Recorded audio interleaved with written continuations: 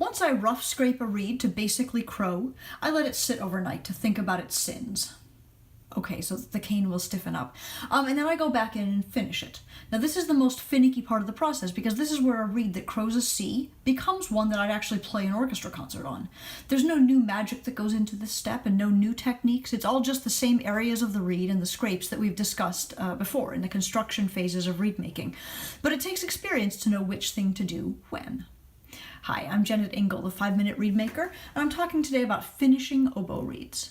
I have a basic framework that I use. I look at the opening and the response, the structure, the symmetry, and finally the balance of the reed. When I look at my reed that I've just picked up and soaked, if it's too open or too hard to crow immediately, which it kind of is here, I'll squish it until the opening feels manageable. I feel like it's not going to tell me anything until it feels like a reed I might actually play. Obviously I've soaked it before I do this, but if my squishing of the reed cracks it, the lesson is that I should have scraped more before I got to this point. But I won't try to assess balance if the reed's unplayably open. I'll scrape first in the tip or the heart of the windows until I have a clear crow. But now I've got a crow, so this feels like I'm ready to go. When I assess structure, I'm basically looking at all the areas of the reed and sort of lining them up in my mind with what a reed is supposed to look like. Is my rooftop indeed at about 65 or 66 millimeters? It is. Is the back of my heart indeed at about 60? It is. I'm going to polish in the heart just a little tiny bit because I see some bark there and I don't like that. And I'll do the same over here, just a little bit. The one thing that I won't do at this point is clip it back to length, because ultimately I don't care how long it is, I want the balance to be correct, and I'd rather work with a reed that is vibrating really nicely than a reed that is not vibrating to where I have to scrape and scrape and scrape to try to get it to go. So after looking at structure, I'll look for symmetry, I'll look front to back, and I'll look left to right to make sure that everything is sort of lining up as it should. I notice on this reed that I've got a wall here and then a wall here. Those are not really very well lined up.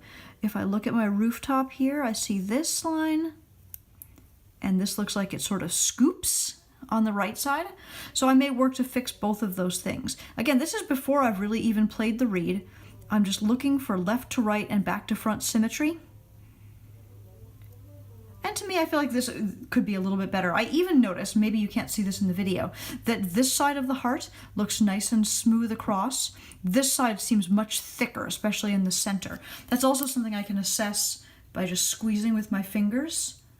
I can feel that right here I'm a little harder and stronger than on the other side. So the first thing I'm doing is simply visual. I'm correcting these symmetry flaws. Now, it's totally true that not every reed winds up looking great, and plenty of reeds are super funny looking but still play really well. That's not really what I'm talking about here. Like, if I'm going to work on finishing a reed, I basically want it to look like a reed. I feel like we're going to have the best chance of success if most of the structures are in place the way you expect them to be. The time to allow your reed to be quirky is later, I would say. Okay, now that I'm a little happier with my symmetry, and I'm basically okay with my structure, now I'll start to work for balance. So I'm going to crow,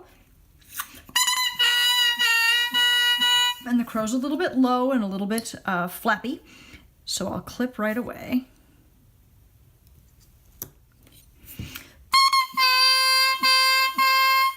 Okay, now there's more or less the crow that I want. If my crow got too high and too tight, like maybe it will now if I clip it again unnecessarily.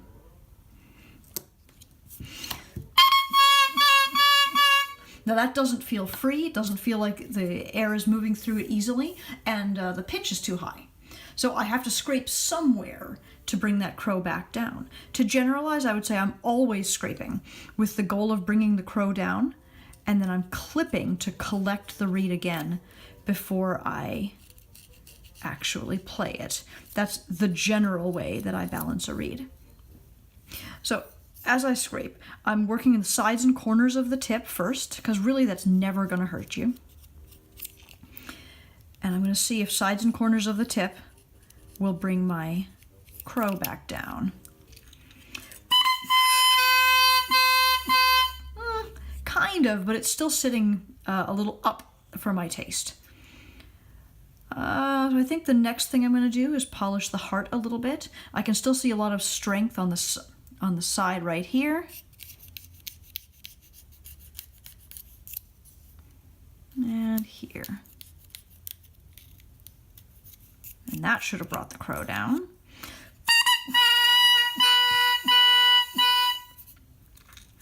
So I'll clip once more.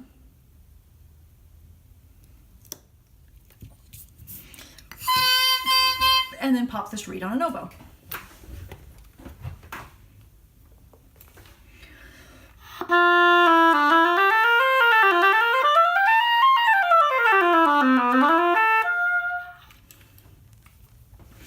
The closer I get to a finished playing reed, the more I'll respond to the individual characteristics of the reed that's in my hand. You can always thin the corners of the tip, this area here and here, and it will pretty much always help to focus the sound, to improve the response. I can improve response in general by scraping in the tip. I can improve the resistance, or lessen the resistance by scraping in the heart, and I can improve the resonance by opening up the windows in the back. If I don't like the sound I'm getting, I'll see if there's even a little bit of extra thickness up in the very corners. Cleaning that area can improve everything. I might also dig out the windows right behind the heart to look for a little more sweetness in the sound. I think I'll probably need another video to talk about some of these really specific fixes, but let me go back over the steps that I use and the things that I assess as I'm bringing a reed from like basic construction to finished. I start by making sure the opening is functional for me, either by scraping more or by squishing. Once I can make a sound, I assess the structure and the symmetry, comparing the reed both to my mental image of a reed and to itself, left to right, back to front. Once it looks enough like a reed, I'll use the crow to balance it, and only then will I move into specific tricks to tweak the response, the resistance, the pitch, and the sound. I hope this has been helpful. This has been a 5-Minute Reedmaker video. You can follow these short lessons right here on YouTube, and you can subscribe to them here if you wish. If you have questions or comments for me, or if you want to order reeds or cane, you can find me at jennetingle.com. In fact, I'd love to hear what else I can help you with and what my next short video should address for you. Let me know. I'll see you next time. Thank you for watching. Have a great day.